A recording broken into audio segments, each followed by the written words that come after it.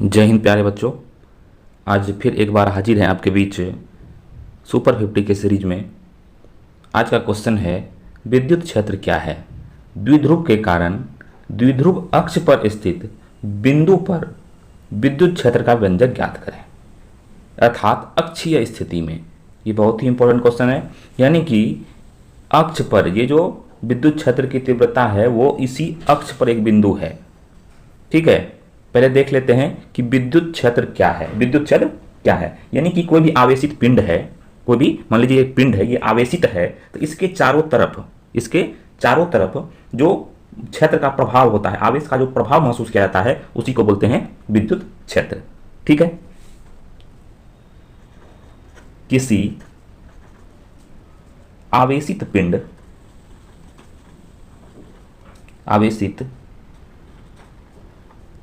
पिंड के चारों ओर, पिंड के चारों ओर के वैसा क्षेत्र जहां उसका प्रभाव, किसका प्रभाव? आवेश का प्रभाव। जहां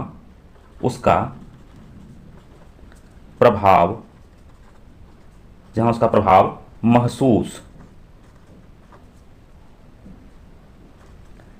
प्रभाव महसूस किया जाता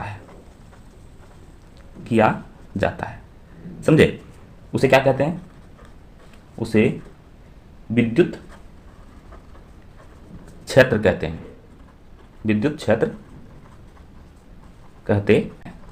यानी कि कहने का क्या मतलब है कि जब हम एक, ये मान लीजिए पेन है, इसको क्या करते हैं कि इसमें आवेश आ जाता है, इसको आवेशित कर दिया जाता है। कोई चालक है ये, इसको आवेशित कर दिया जाता है, तो इसमें जब आवेश आता है तो इसके चारों तरफ एक क्षेत्र बनता है, चारों तरफ एक क्षेत्र बन जाता है, जिसको बोलते हैं विद्युत क्षेत्र।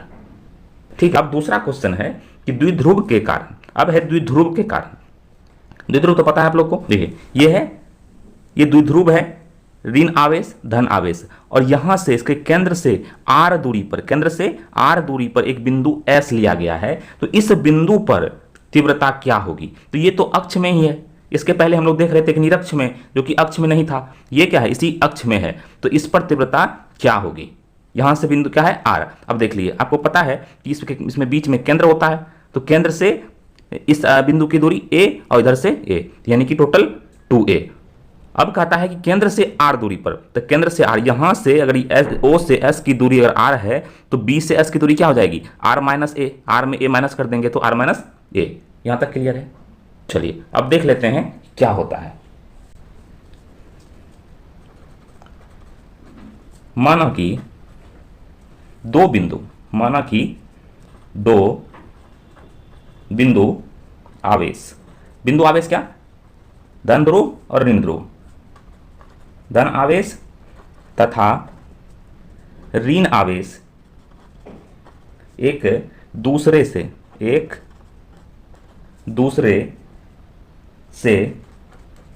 2a, कितना? 2a दूरी पर स्थित है। 2a दूरी पर स्थित है। क्लियर यहां तक कि एक ऋण आवेश है और एक धन आवेश है, दोनों कितना दूरी पर? 2a दूरी पर स्थित है। अब देखते हैं क्या आगे। तो ये द्विध्रुव हो गया। इस द्विध्रुव के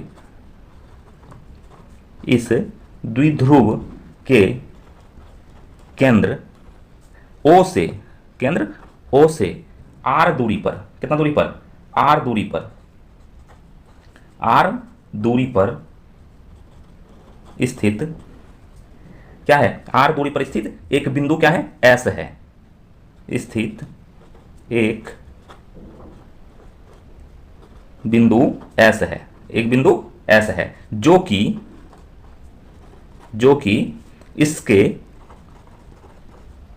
इसके अक्षीय रेखा पर है। बात क्लियर है कि ये अक्षीय रेखा यानी कि अक्ष पर है, अक्षीय रेखा पर स्थित है। यहां तक तो क्लियर है कि जो फिगर बना है बस उसी के बारे में लिख रहे हैं। बस फिगर दिमाग में सेट होना चाहिए, बस हो जाएगा, कुछ नहीं है। एक द्विध्रुव बना हुआ है AB, इस यहाँ ऋण ध्रुव है, यहाँ पर धन ध्रुव है, तो इसके आर दूरी पर, केंद्र से आर दूरी पर क्या है, एस बिंदु लिया गया है जो कि अक्ष में है, एक ही अक्ष में है, इसलिए अक्षीय स्थिति बोल दी इसको। ठीक है, हमें इसी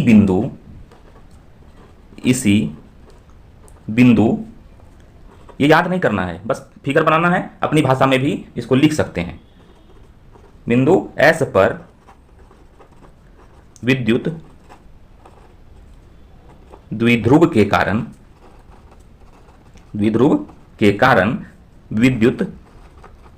विद्युत क्षेत्र तीव्रता ज्ञात करना है। विद्युत क्षेत्र तीव्रता ज्ञात करना है। देखिए विद्युत क्षेत्र तीव्रता क्या होता है, यानी कि किसी आवेशित पिंड के चारों ओर के वैसा क्षेत्र, यानी कि ये क्षेत्र हो गया। और तीव्रता क्या होता है कि इसी क्षेत्र में जो एक बल महसूस किया जाता है, इसी क्षेत्र में एक बल महसूस किया जाता है, उसी को बोलते हैं विद्युत क्षेत्र तीव्रता। ठीक है, तो यहां तक तो क्लियर है। अब है ई ए, पीछे हम बना चुके हैं ऐसे ही। तो ई ए यानी कि ए पर, बिंदु ए पर के कारण, द्विध्रुव ए के कारण इस बिंदु पर, अब देखिए तीव्रता क्या है, यहां से भी एक तीव्रता है, यहां से भी खींच रहा होगा ये वाला ध्रुव भी, और इस ध्रुव पर भी खींच रहा होगा, तो टोटल कितना इस पर तीव्रता है। ठीक है, तो अभी निकाल रहे हैं ई ए, तो क्या होता है के क्यू बाय आर स्क्वायर, के क्यू बाय आर स्क्वायर।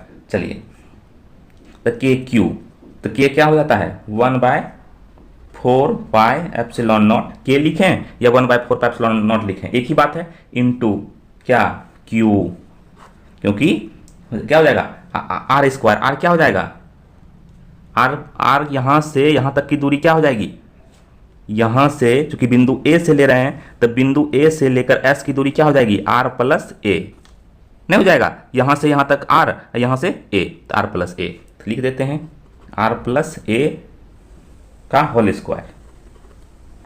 आया बात समझ में। अब है ई बी क्या हो जाएगा, इस बिंदु पर इसकी तीव्रता, इस बिंदु के कारण, इस ध्रुव के कारण इसकी तीव्रता क्या होगी 1/4πε0 इंटू क्यू, आर स्क्वायर क्या है, यहां से यहां तक की दूरी आर माइनस ए का होल स्क्वायर। यहां तक समझ में आ रहा होगा, कोई दिक्कत नहीं है। ठीक है, अब क्या करेंगे कि बिंदु एस पर कुल तीव्रता क्या हो जाएगी। अब है बिंदु एस पर कुल तीव्रता, कुल यानी कि दोनों ध्रुव का तीव्रता क्या होगा, कुल विद्युत क्षेत्र तीव्रता क्या हो जाएगा, ई नेट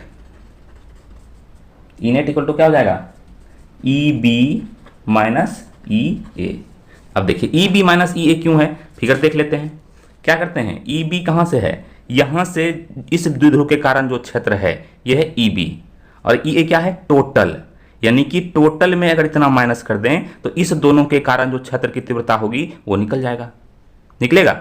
चलिए तो ई बी माइनस ई ए, अब क्या है आपको पता है ई बी क्या था 1/4πε0 क्यू बाय आर माइनस ए का whole square minus 1/4πε0 into q by r plus ए का होल स्क्वायर, यही था।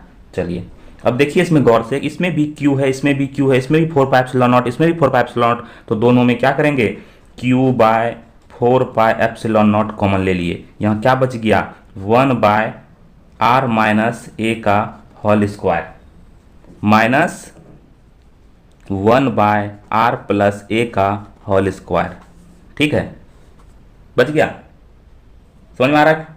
चलिए आगे बढ़ते हैं, क्या हो जाएगा ये q बाय 4πε0, भिन्न का जोड़ घटाव सबको आता होगा, बस वही सिंपल करना है। तो क्या हो जाएगा, जब एलसीएम नहीं निकले तो क्या करते हैं दोनों को गुना कर देते हैं, तो क्या हो जाएगा, मान लीजिए ये एक साथ लिखना है तो क्या करेंगे r माइनस ए का whole square into are plus ए का होल स्क्वायर, कोई दिक्कत नहीं है। अब इससे इसमें भाग देंगे तो ये वाला निकल जाएगा, क्या निकल जाएगा r प्लस ए का होल स्क्वायर माइनस इससे भाग देंगे तो ये निकल जाएगा आर माइनस ए का होल स्क्वायर। यहाँ तक सबको समझ में आ रहा होगा, बिल्कुल सरल सब भाषा में है। ठीक है, अब इसको सिर्फ सिंप्लीफिकेशन करना है, जो कि आप मैथ में करते हैं ऐसा। 4 पाई एप्सिलॉन नॉट। देखिए मैथ जो है रानी है, फिजिक्स अगर राजा है तो मैथ रानी है, क्योंकि दोनों एक दूसरे के बिना चल ही नहीं सकता है, इसलिए मैथ को भी साथ में लेकर चलना पड़ेगा। अब देखिए ए प्लस बी का होल स्क्वायर क्या हो जाएगा, ए प्लस बी का होल स्क्वायर, तो a square plus b square plus 2ab, तो 2ab क्या हो जाएगा 2ar, माइनस है माइनस दिए, ए माइनस बी का होल स्क्वायर क्या होता है, तो a square plus b square, तो प्लस माइनस माइनस हो जाएगा ए स्क्वायर माइनस 2ab, तो ये क्या हो जाएगा minus plus minus minus plus हो जाएगा प्लस 2ar। ठीक है, चलिए नीचे में क्या हो जाएगा, नीचे में उसी को रहने देते हैं फिलहाल अभी। अब देखिए आर माइनस ए का स्क्वायर इंटू आर प्लस ए का होल स्क्वायर, ऊपर में minus R square plus R square minus A square plus A square, बिल्कुल काट दीजिए इसको। ठीक है,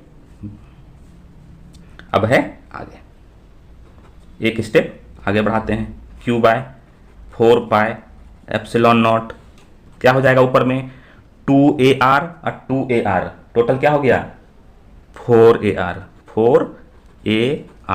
बाय, नीचे में क्या हो जाएगा, ये देखो यहाँ पर r माइनस ए, यहाँ पर r प्लस ए, अगर a माइनस बी और a प्लस बी क्या होता है A square minus B square, अगर स्क्वायर को हम छोड़ दें अभी फिलहाल के लिए, तो a minus B into A plus B देख लेते हैं, a minus B into A plus B क्या होता है A square minus B square, ऐसा होता है। तो सेम वही चीज़ कर देंगे यहाँ पर, ये क्या हो जाएगा आर स्क्वायर माइनस ए स्क्वायर का होल स्क्वायर। क्लियर है यहाँ तक? चलिए आगे बढ़ते हैं। अब है हमारे पास q by 4 pi epsilon naught into 4ar by r square minus A square का होल स्क्वायर।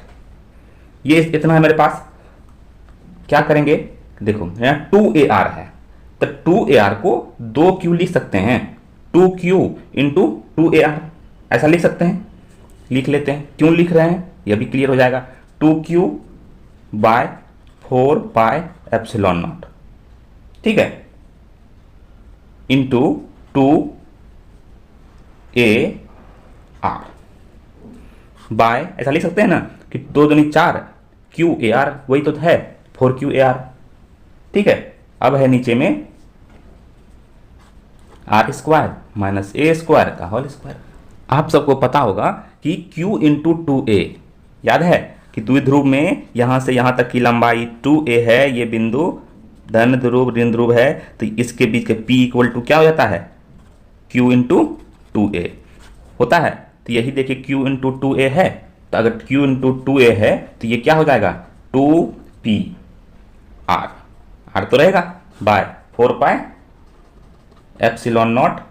बहुत ही सरल भाषा में समझा रहे हैं, इसमें कहीं भी कुछ दिक्कत नहीं। पी क्या है द्विध्रुव आघूर्ण है, जो कि पहले बता चुके हैं, अगर नहीं देखे हैं पिछला क्लास तो पिछला क्लास जाके देख लेंगे तो समझ में आ जाएगा कि क्या होता है द्विध्रुव आघूर्ण। ठीक है, यहां तक क्लियर है। तो ये जो है ये क्या निकला ई एक्सिस निकला, क्या निकला ई एक्सिस, यानी कि अक्ष पर जो तीव्र बिंदु है S, उस पर जो तीव्रता होगी वो होगा 2PR by 4 pi epsilon naught R square minus A square का होल स्क्वायर। यही जो होगा ये क्या होगा उस बिंदु पर, बिंदु S पर जो तीव्रता होगी यही होगी। क्लियर है? चलिए अब कंडीशन आता है कि यदि द्विध्रुव अत्यंत छोटा हो, पिछले सवाल में हमने ये चीज देखा था कंडीशन कि विद्युत द्विध्रुव क्या हो बहुत छोटा हो, ये दोनों के बीच की लंबाई कम, मान लीजिए कि यहां पर ये Q है, ये प्लस Q, ये माइनस Q है, और जो तीव्रता है यहां से निकालना है, तो इसकी लंबाई बहुत अधिक है, द्विध्रुव बहुत छोटा है, इससे भी छोटा हम कर सकते हैं इसको। यहां मान लीजिए यहां पर है दूसरा, ये छोटा सा द्विध्रुव है और यहां पर ऐसा है, तो क्या है यदि विद्युत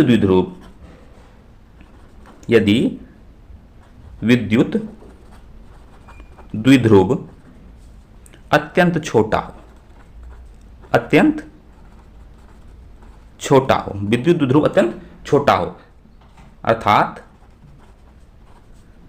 ए जो है वो बहुत ही छोटा हो, किससे? आर से।